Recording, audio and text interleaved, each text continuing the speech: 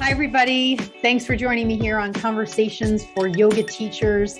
I'm your host, Karen Fabian, the founder of Bare Bones Yoga. I am a yoga teacher with many years of experience, a certified personal trainer, and an entrepreneur.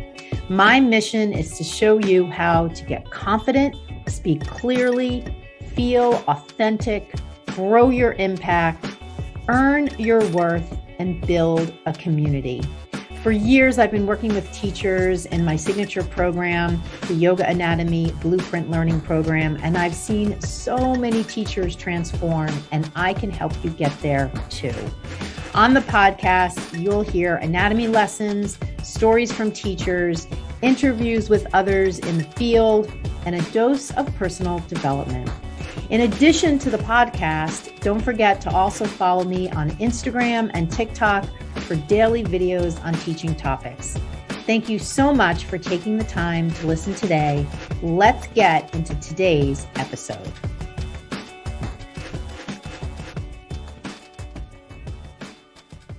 Hi, everybody. Welcome to Conversations for Yoga Teachers. I'm your host, Karen Fabian, and this is episode 222, which I'm not a big numerology person, but I sort of love when an episode is all the same number. Now, truth be told, last time, episode 221, my lucky number is 21, so I had an affinity for that. But I'll take 222 as well. I actually have to Google 222 in numerology must mean something. So it'll be interesting to see what that means. I'll have to look that up later. So I am recording this on January 12th, 2023. This will go up on January 16th, 2023, and you'll hear it then or sometime thereafter. And I would love to know, oh dear, so sorry about that. I would love to know if you are a podcast listener who listens to the episodes right on Monday when they come out. If you are, can you send me a DM and let me know? Because last week was, or actually this week, was the first time in a couple of years, I think, where I missed my Monday deadline. And it was something outside of my control. And it just happened from a technical perspective. And so we couldn't actually go live. I couldn't actually go live with this week's episode until Tuesday. And so I was wondering if there was somebody out there that could that have been you maybe that was looking for the episode on Monday and didn't see it. So send me a DM and let me know. I know that I listen to the Rich Roll podcast and the James Wedmore podcast every Monday, like clockwork. And so if there wasn't a new episode on Monday of those two shows, I would definitely be bumming. So anyway, I wanted to start out today by just talking briefly about the workshop that I just did. And it's really to share with you what I shared, because it's such a powerful framework that you may not be thinking of. So even though you weren't at the workshop, unless you're one of the folks listening who were, I want to just give you a snippet of the information that I shared, because it's really something that can be a game changer for you. It has to do with breaking down anatomy and the study of anatomy into key pieces. And the reason this is such a game changer is because for so many yoga teachers, their experience of learning anatomy was really shaped by the initial training they took. And the initial training they took, in many cases, there's so much variety in how training programs are presenting the subject of anatomy. Now, I only, of course, know about how the training programs did when it comes to teaching anatomy after some point that the teacher is done with that training and we meet on Instagram or we meet somewhere on Facebook, and I start to have a conversation with them about their understanding of anatomy. And they share with me that their training wasn't that great, or for whatever multitude of reasons, they just didn't get a good anatomy background. And so that's why I know that this subject really resonates with people. And it's why I am so passionate about sharing what I shared today on the workshop. And that is essentially a framework, a step-by-step process, a blueprint, I call it. Those of you who, if you're listening and you're in my program, it's called the Yoga Anatomy Blueprint Learning Program. And it's really heavy on the blueprint part, because that's the point. my friend. That's the point. It's to give you a step-by-step way to learn this subject that's really challenging and really big. So that's what I shared in the workshop today. I shared the actual steps. So if you're interested in knowing at least what the steps are, just DM me anatomy steps, and I'll send you the PDF that I shared with the people who were in the workshop today. So today what I wanted to do is speak about beginners and teaching beginners, because it is the beginning of the year, and I know that it's a time when there are going to be a lot of beginners in your classes. And I know that that can sometimes bring up unique challenges for teachers. And so I thought it might be helpful to just quickly go through some tips for working with beginners. So the first tip that we want to go over here and that I want to share with you is the concept of using action-based cues. I've talked about this before because action-based cues are part of my framework that I teach for cueing. And the framework is as follows: action cues, alignment cues, anatomy-based cues, and feeling-based cues. Now, the great news about action cues out of all four types is they are the easiest type of cue for someone to understand. And for you as a yoga teacher, if you're newer, they're the easiest kind of cue compared to the other ones. And so teaching from action as a new teacher is a great place from which to begin. And the good news is teaching beginners from action is a great place to begin for them, because essentially what it does is it gives them very specific actionable things that they can do to make the pose come to life. Remember times, or imagine a time, or think back to a time when you took a yoga class and you heard the cue and you weren't quite sure what the teacher meant. Or maybe the teacher gave you a lot of options and it was difficult for you to figure out which option to take, or you didn't know which option would apply to you. So this takes out all of that confusion and gives you a very specific way to share with your students. And this works really well with beginners because, as you know, remember when you were a beginner, you were overwhelmed as a student. You probably felt a little out of sorts and uncomfortable. So you really appreciated, or would have appreciated, really clear action-based cueing. So that's the first thing that is so essential to working with beginners. Now, in this episode here, I'm not going to go through examples of action-based cueing, how to cue in this way. If you would like to know more about that, send me a DM with the word action cues, and I'll send you a recorded workshop that'll walk you through all of it. The next piece when you're working with beginners is to consider some fundamental anatomical principles. And one of them is wider is steadier, narrower is not.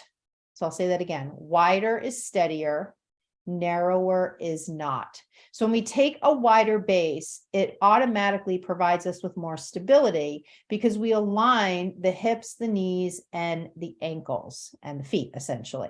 And so when you consider a posture like Warrior One that's typically taught heel to heel, now you're taking it at a wider base. Same with crescent lunge. Same with even a knee down lunge. It provides more stability because the foundation is broader. So this is something that can be very beneficial to beginners who oftentimes have balance challenges. Now, a related idea is longer is stretchier, shorter is not.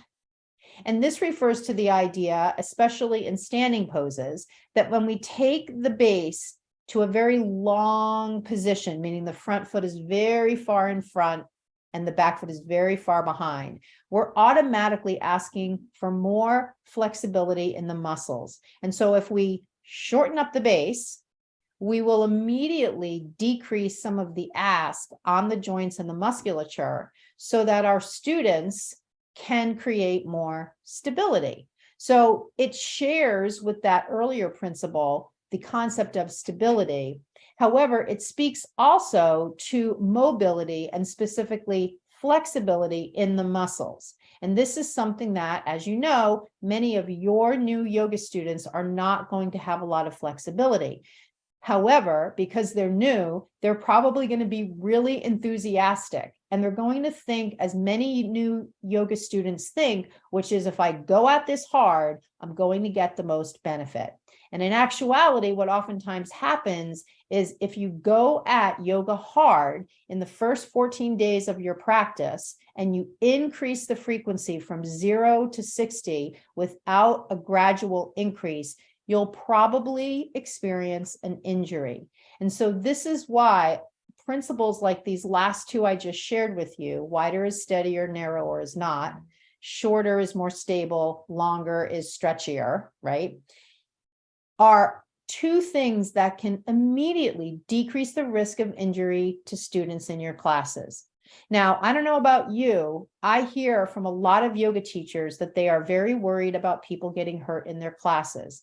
And we'll just take a little sidebar here and address that, because even though we're not going to address it in full here in this conversation, I want you to consider that you have no control over if someone gets injured in your class, because the variables involved in whether or not your student gets injured are most of the time outside of your control. You have no control over who's in your class, their medical condition, their medical history, how they approach the poses to a certain extent, and whether or not they have something in their body that is brewing, ready to go. However, there are a number of things that you do have control over. You have control over how you cue and what you say. You have control over the poses you present in your sequence. And so those two things alone, along with, you also have control over how focused you are. You have control over whether or not you choose to practice with your class, knowing that if you practice with your class, I would say that the risk of injury may increase because you're oftentimes not able to see your students. So when you stop practicing with your class, to a certain extent, it stands to reason that the injuries could potentially, the risk of injury could potentially be decreased, because you as a teacher are able to see your students better, they can hear you better, you can adjust your cues better based on what you see in terms of how they approach the postures. All of those things are challenged when you are doing a full practice with your class. So I want you to think about, if you are listening to this and you are worried about people getting hurt in your classes, I want you to think about what you have control over, very much control over, and you can choose to control those variables. You can control what you offer in your sequence. You can control how you cue your students. You can control the decision to practice with your class or not. And when you make choices on those three variables in a way that I've just described, there is a sense, a possibility of the risk of injury going down. Now, of course, people may still get hurt in your class. You may know about it or you may never hear about it. It's not a 100% thing. And this is the other thing that I've talked about before, which is that the best defense for that aspect of teaching, which is to say there's always some risk involved, is knowledge. And it's not knowledge about certain aspects of yoga, even those that are helpful to have. It's knowledge about one specific aspect of teaching, and that is anatomy. The more you truly understand about anatomy, the more comfortable you will be with the inherent risk involved in teaching yoga, because you will understand the variables involved and you'll know how to mitigate for them in the best way you can. There is no more or less risk, for the most part, in yoga practice when we compare it to working out at the gym, riding a bike, going for a run, picking up something heavy, sneezing, and maybe throwing our back out. There's risk all around. So our best defense is knowledge and the other variables I shared, and mitigating for those. So now that we've taken a little sidebar there and talked about injury, let's also talk about some other things that you can do to help your beginning yoga students. So another aspect that you might not have considered, however, it can potentially be helpful, is to hold off on adding music to your classes, because in that way, your students won't have the potential distraction of the music and they'll really be able to hear you clearly. Another thing that can really help with your beginning yoga students is to give them ample time in the front end of class to make that shift from being in their headspace to being in their body. Now, I'm sure you've got lots of neat ways that you do that with your classes. If you're looking for ideas, you can just take them through a breathing exercise on their back, or you can keep them in child's pose in the beginning of class a little bit longer. You can even just do a guided body scan when they're lying on their back. Doing any of those things or other ideas that you have is a great way to shift their awareness from the outside to the inside. And I'm sure you can appreciate when you do something that's movement based, the more present you are, it gives you a better opportunity to approach it in a really intelligent way from a movement perspective. So we're talking movement intelligence here. Now, another big variable when it comes to working with beginners is the sequence you're offering them. Now, this can be potentially challenging because if your class isn't for beginners, you might have other people in class who clearly are not beginners and who have been practicing for some time. So keep in mind, the fundamental nature of what you share as a teacher applies to everyone. And this is where I'm asking you to really, really own this as a teacher versus being swayed by what's out there sometimes as, quote, popular opinion that, there's different levels of classes and we have advanced students and beginning students. And, there's certain poses that, people are going to ask for if they have more experience. While some of that may be true, or let me rephrase that, where there may be some truth in some of that, there is no denying that there are certain fundamental functional movement approaches that apply to everyone and from which everyone can benefit. And some of these I've alluded to a little bit in this episode when we talk about widening the base and stacking the joints. These are features of a lot of fundamental postures, and everyone can benefit and can find benefit in practicing in that way. Now, I live in the real world. I teach real classes. I know that you probably, as I certainly have heard maybe some feedback from students. Well, this isn't hard enough, or this person's class was geared too much towards beginners and I wasn't challenged. And on the one hand, while I appreciate that that could be the student's perspective, keep in mind, number one, when students are coming to a group class, it's a group experience. It's not an individual experience. Number two, you as a teacher own the what is being presented, the agenda, the sequence, the process. And the more you own that, even in the face of people saying back to you, this isn't what I want, this isn't what I like. You know what?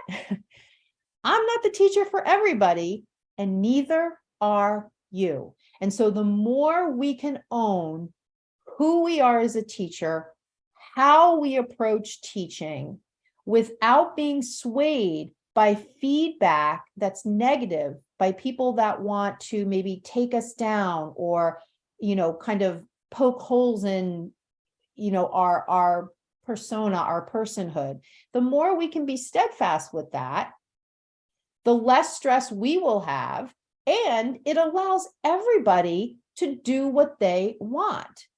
Right? If people don't resonate with the style of yoga you teach, they have plenty of other options and they can go to those other classes.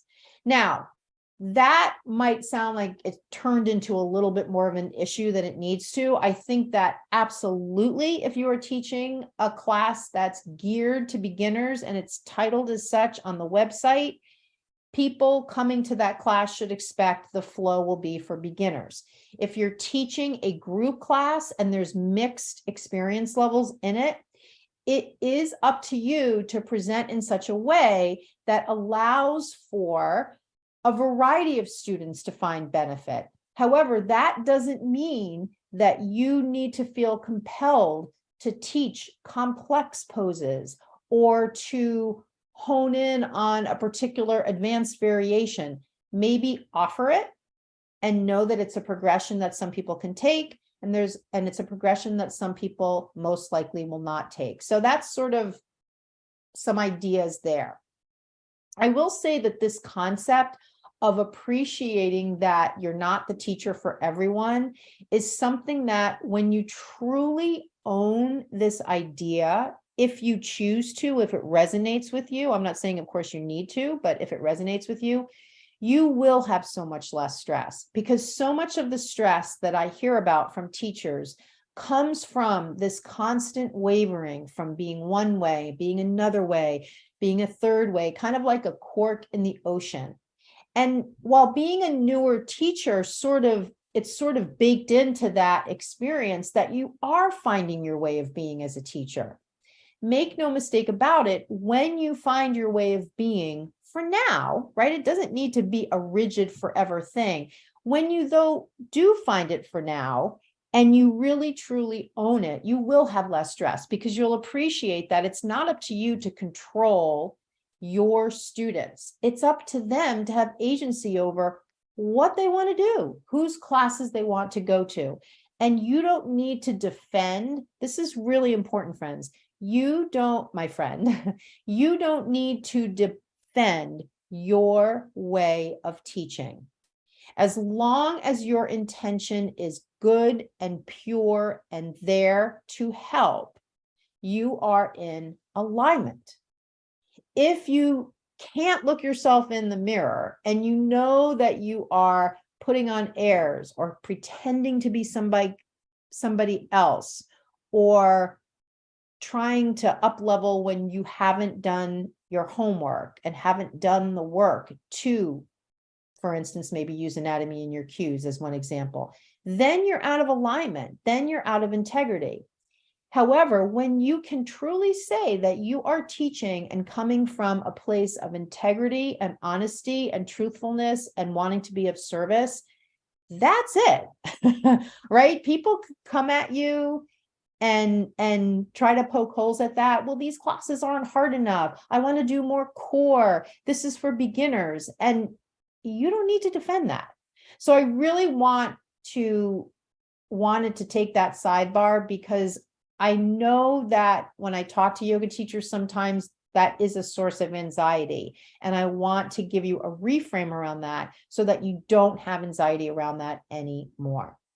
So when we talk about sequencing for beginners, what are we really talking about? Well, we're talking about fundamental postures, certainly your sun salutations. We're talking about offering modifications, different ways to do it. We're talking about maybe a really quick demo here and there to show people how to do the pose. However, we're not talking about getting on the mat and doing the entire practice. We're not talking about having hands down on the mat. We're talking about any kind of demo that might involve something where you can do it from standing, and it's really, really brief. What you'll come to realize is that once you really hone in on effective cueing, you won't need to demo and you won't need to practice with your students, and you'll be able to walk around the room. You don't necessarily need to assist them. You'll simply be able to see at the room from many different points of view so that you can really, truly adjust your cues to be most helpful. So fundamental sequencing involves things that are repeatable, involves postures that typically have a wider base, although may not, that have options where students can modify. I mean, we're not going to actually get into the actual postures here in this conversation. Just know that we're talking about what I'm pretty sure you know about falls into this middle lane versus variations that might involve a little more complexity. And remember, when we understand anatomy, When I hear the word complexity, as someone who has spent a lot of time understanding concepts of anatomy, I hear complexity equals a lot of joint mobility and a lot of flexibility in the muscles. And typically, what makes postures challenging for people is that they don't have the requisite joint mobility and they don't have the requisite muscular flexibility in terms of the tone of the muscle itself, so that they're able to get into, and I'll just use a yoga word here, appropriate alignment, proper alignment. In the exercise science world, it's not really called alignment per se. It's really more about the kinetic chain and creating neutral stacking in the kinetic chain.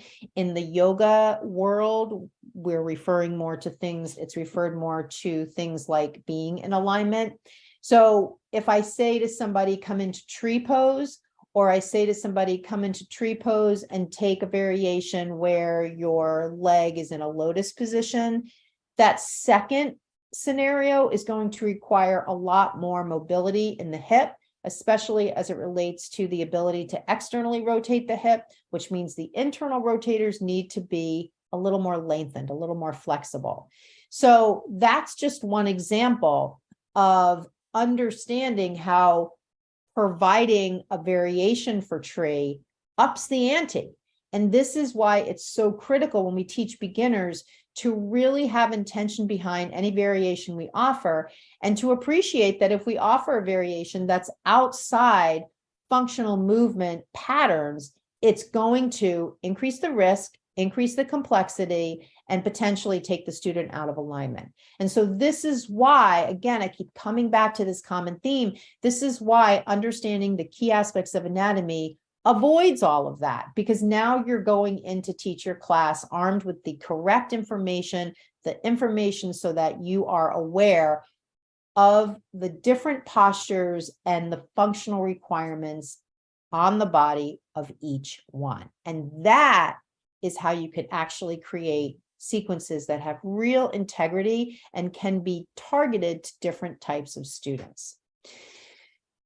As we wrap up here, one of the last pieces about teaching beginners just comes from your way of being. Remember when you went to your first yoga class, you probably felt really awkward and nervous. That's how your students feel too. So I'm sure you're already doing this. It just stands to reason, and it comes from our humanity and our warmth and our dedication to being of service to people, that we are going to welcome them. We are going to say at the end of our classes, if you have any questions, let me know.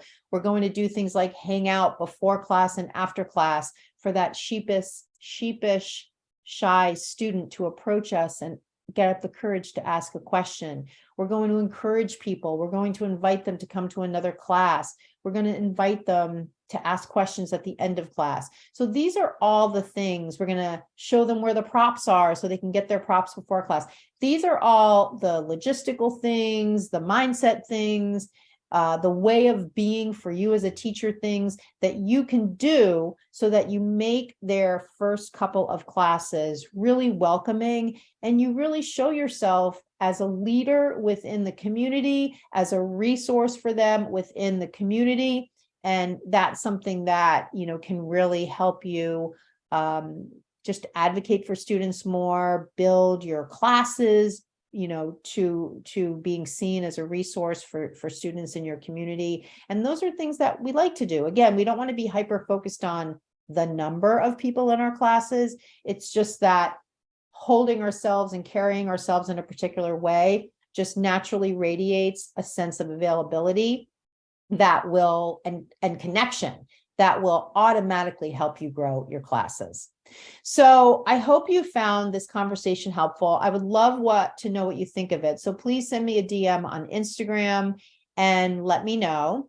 And then also, if you would like my tips for new teachers guide or my tips for teaching beginners, just send me a DM on Instagram and say either new teachers guide or tips for beginners, and I'll send you the PDF that goes with whichever one you selected. So again, we're only in the middle of the month of January, so I can still say Happy New Year and be okay about it. So Happy New Year. I hope your year is off to a good start. And I look forward to connecting with you on the next episode of Conversations for Yoga Teachers. Thank you so much, and I'll see you on the next episode. Namaste. Hi there. Thank you so much for listening to this latest episode. And thank you so much for being part of my community and for spending some time with me here on the show. I wanted to wrap up this episode with just a quick note. I have a brand new recorded workshop page, and I'm really excited to offer you an opportunity to watch recorded workshops whenever you want. I have the first installment of a workshop on the page on the website, and it is a short workshop all about how to give effective cues. And so all you need to do to watch this free workshop is go to my website, barebonesyoga.com, and you'll see the listing in the dropdown for recorded workshops. When you click that page, you'll see on that page the link to sign up to watch that recorded workshop. I'll be adding more workshops in the future to this page, and it's a way that you can access educational and growth information for teachers without having to make a workshop at a particular time. I love to get together with teachers live, both in person and of course online, which is where I'm doing most of my interaction with teachers right now. However, I appreciate that sometimes people can't make a workshop, or the time doesn't work for them, or they're in a different time zone. So I want you to know that this page can be a resource for you, so that as you're out there and you have questions about different things, or you have maybe a half an hour or 45 minutes that you want to devote to your continuing education as a teacher, you can just go to my website, pull up this recorded workshops page, and there will be resources there for you to take a look at.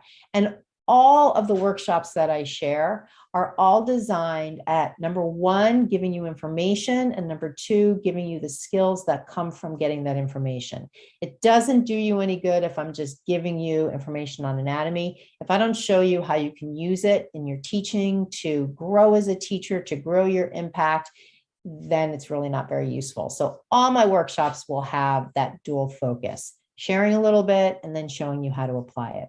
So I hope you'll check that out. If you have any questions or feedback, definitely let me know. Just send me an email, Karen@barebonesyoga.com.